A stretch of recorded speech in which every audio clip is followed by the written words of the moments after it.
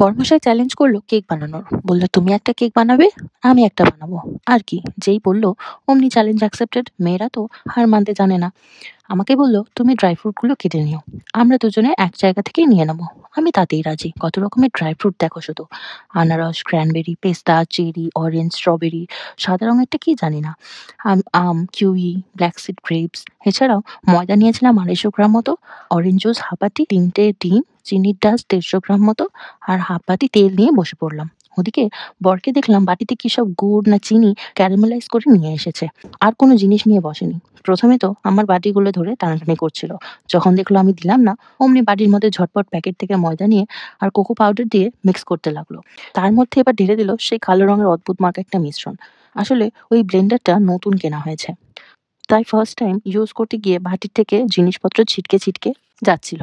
যাই হোক, অনেক কষ্টে ব্লেন্ড করে তাতে অর্ধেকের মতো ড্রাই ফ্রুট ঢেলে দিল।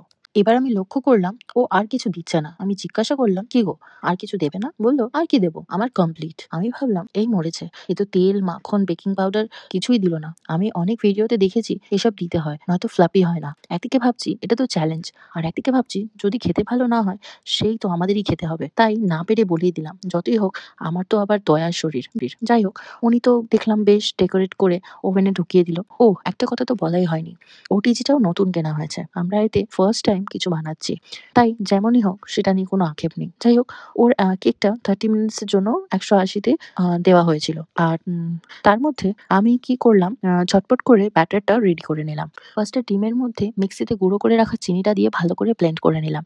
প্রথমে একটু অসুবিধাই হচ্ছিল, শেষমেশ মোটামুটি রকমের একটা ফোম তৈরি করে নিলাম। তার মধ্যে সেই ময়দাটা ঢেলে দিয়ে তার মধ্যে একটু নুন আর বেকিং পাউডার দিয়ে একে একে সব ড্রাই ফ্রুট দিয়ে ভালোভাবে মিক্স করে নিলাম। একটু ড্রাই ফ্রুট রেখে দিয়েছিলাম ডেকোরেট করার জন্য। এবার এতে তেল আর অরেঞ্জ জুসটা ঢেলে ভালো করে মিক্স করে নিলাম। ইতিমধ্যেই দেখলাম বড়মশাইয়ের কেক রেডি। তারপর আমার কেকটা বানিয়েই বাড়ির সবাইকে বললাম, খেয়ে দেখো। বাড়িতে যদিও আমার কেকটাই বেশি ভোট পেয়েছে। তোমরাও কমেন্ট করে জানিও কার কেকটা বেশি ভালো হয়েছে।